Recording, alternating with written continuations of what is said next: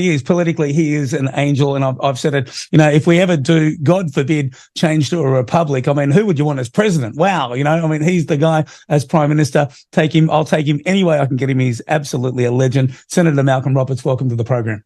Thank you very much, Dean, and good to see you back again.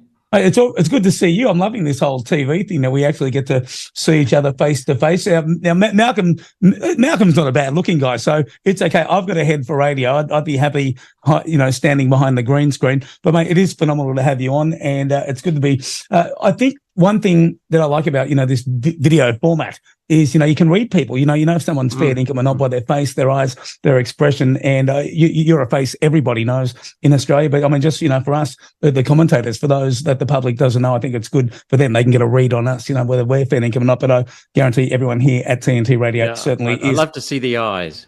The eyes make all the difference, And it is. I'll have to get some contact lenses. That being the case, mate. These glasses are about an inch thick. Now, mate, I didn't know where to start. There's so much going on, and we haven't spoken for probably a month and a half. But something I was going to talk to Elizabeth about, and I just briefly spoke to you during the break, was and people are wondering what's happening with the WHO pandemic treaty, because that's one of the very few things that frightens me. That really does frighten me. Where are we at with that? And tell us. Well, it was pretty scary about 18 months ago. I remember first exposing this in April 2022, and I think I was the first politician in Australia to do so. And some of my videos went around the world and came back, and we really belted them, the World Economic Forum, and especially the World Health Organization, as you know. And that caught on. The people took it up and put pressure on politicians. And then the Africans said, we've had enough of the World Health Organization killing our African people as guinea pigs, so you can go to hell. The World Health Organization then ramped up the pressure, wanted to buy them out with billions of free stuff. I mean, what free stuff would you take from this mob? They'd kill you. And so the Africans said, no, you're not buying us off. And so they started watering it down. And now it looks like it could almost be acceptable. We wouldn't want it, but we could live with it. And literally live with it now. They've watered it right back, and none of the serious modifications are there, the threatening modifications. But we say to everyone, celebrate that success, but don't let up. Keep your foot on the throttle, because these bastards could change it at any time and pull a Swiftie. So we've got to keep the pressure on Australian politicians, because regardless of what the World Health Organization does, the only way it can come in is if the Parliament passes it. And so we need to keep the pressure on the World Health Organization to keep it watered down and keep them awake and know that we're watching them, and keep the pressure on our politicians. Well, mate, certainly a lot of people will be sleeping better tonight, because I literally know a bunch of people, possibly myself included 2 years ago, who thought, what if they knock on the door and say, you have to have this injection? And I know people that were packing up tents and getting ready to go bush, and I mean that. I mean that literally. Oh, yeah. Yeah, I know people like that too. My wife's one of them, and she's very, very bright. But Dean, it gives us some faith, because there are two things.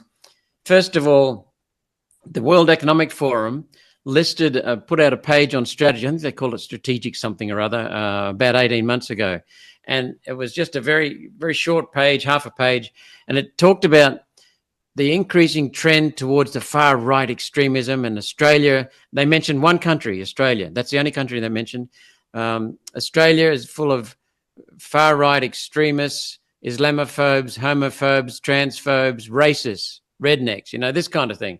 Yeah. And they singled out one party around the whole world, and that was One Nation. And we so you can imagine how happy and proud Pauline and I were after that mention. But what it points to is that we can have a say.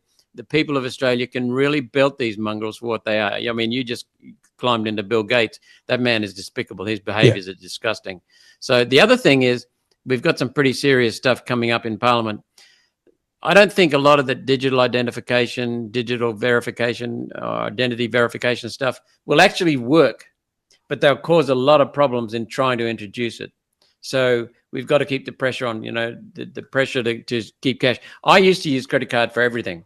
I now use cash for everything. Yeah. I rarely use a credit card. I go to the bank, get money out and carry it. And that's very, very important. And the banks are seeing an increasing trend to cash now. Yeah, mate, I was telling everybody to do it and finding that just out of pure convenience, I was tapping my phone for everything. And I said, hey, do you hear yourself when you're talking to radio? So now, I'm always got the cash in the pocket, go grab some out of the safe before I go out. Plus, you'll quite often get a better deal on things. Will you take this much for that? If you go and buy something on Gumtree or rock up to the markets, everything's cheaper for cash. You've even got stores that have signs, cheaper for cash, and incentive, if you will, to keep it out. But of course, the best thing that anyone ever told me, the butcher goes to the candlestick maker, pays him $50. He goes to the next place, $50. And after 65 transactions, there's that $50 bill intact. But if you do that electronically at, let's say, 1.5%, there is nothing left of that $50 bill. The banks, the big boys, have got every cent. That $50, that $50 is no longer circulating in your circle. It's gone. It's out of your economy, and your group is actually poorer for it. And people don't get that. And that's after just 65 transactions of a single $50 bill. And that plays up at any level. But something that people really do need to do is picture that and just understand what a real tangible thing that is. You're giving all this money away to the big boys. Yep. And with that $50, every time you pay $50 on a credit card, there's a fee involved. If you're not paying it directly as a fee, which is quite often the case, then the vendor who sold it to you is paying it as a fee, so he has to put the prices up. So you're paying for it either way, either direct to the bank or indirectly through the vendor. And that's so important. Plus, they starting to get all the information. Not starting, they're really climbing and getting the information about us and watching us. And there's more coming up. We've got this identity verification bill that was due to come up this week in the Senate. But we've heard, Dean, that it seems like they must have realized we're waking up, because digital identity is now on the calendar for being introduced into the Senate tomorrow.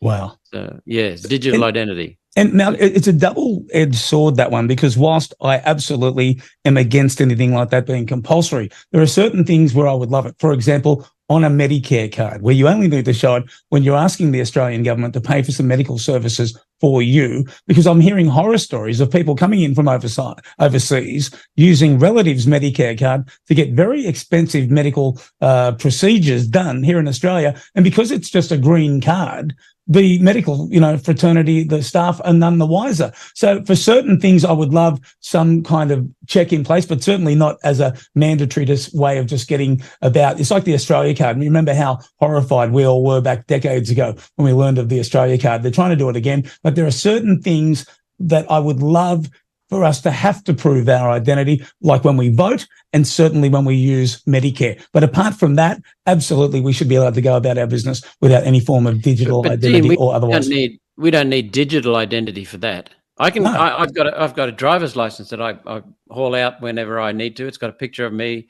You can get a Medicare card. Sorry, we should be able to get a Medicare card with a picture on it, so that it's you and not somebody rorting the system. So what was the other example you used? A photo? By people, rocking up from overseas using voting. Yeah. Voting. I mean, that Campbell Newman in Queensland introduced voter ID, and it's one of the first things he did in when did he come into power? 2011, 2013, something like that. Yeah. And the first thing that Palaszczuk did when Campbell Newman was out was to remove voter ID. Wow. So, but I believe you should have voter ID with a photograph on it.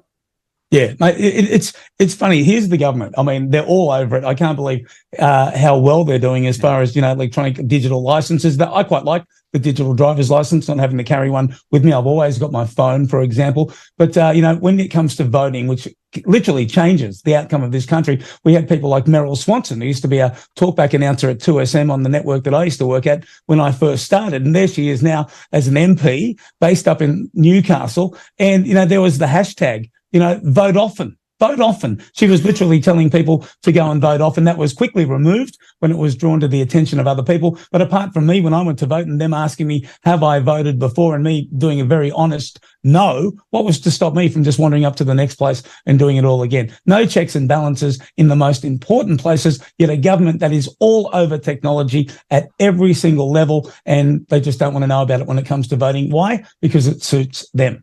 That's correct, mate. They when it suits them, they do what they want. But You just said the government is all over technology. The fact is that digital security is non-existent, and the worst places digital security fails is with governments and big tech. And largely it's due to human error, not due to technology failures. But the thing I was saying is that they're pushing this down the road. They think they've got the technology. They don't have it, and they'll make a mess of it. So we won't ever, I don't think, be totally controlled by electronic images of our identity. But I think there'll be a lot of problems with them trying to go down the path and then fail. One of the heartening things was that I asked a question about digital identity and digital transformation of the head of the Digital Transformation Agency in federal department. And everything they touched, like the Errol Flynn, everything they touched, they screwed. And no, seriously, billions of dollars blown. Yeah. And so when you realize it's in their hands to implement the digital identity, we're probably safe that we won't ever get it down the way the Chinese have got it. But it's going to cause an awful lot of damage along the way. So we'll see what happens with this digital identity that they're introducing tomorrow into the Senate. Again, I say it, and it sounds a little bit cliche, but it's absolutely from the heart. If it wasn't for people such as yourself who are as passionate and fair dinkum as you are, it really does scare me to think where we'd be here in Australia without you fighting for us, letting us know, and being that voice that, and I think we are an overwhelming voice that has been disproportionately de-amplified or toned down by the media. And if it wasn't for people like you, Malcolm Roberts, and One Nation, mate, we wouldn't have a leg to stand on politically, mate. So thank you for being there for us. And I say that to you on behalf of all Australians. Thank you very much. But what we have to do, Dean, I mean that, thank you, but I quickly went to the but. What we have to do is to get the people who are in charge of this country back in charge of this country.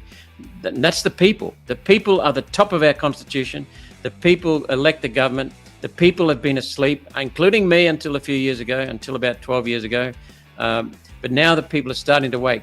But the people need to make sure that the governments work for them. And until we get the people awake, we're going to have a lot of trouble in this country because the people are being bulldozed. Malcolm, I could not agree more, mate. You couldn't have timed out any better. Senator Malcolm Roberts of One Nation, I thank you for your time, for joining us here at TNT. I'll be back tomorrow. And Leonard Opick coming up.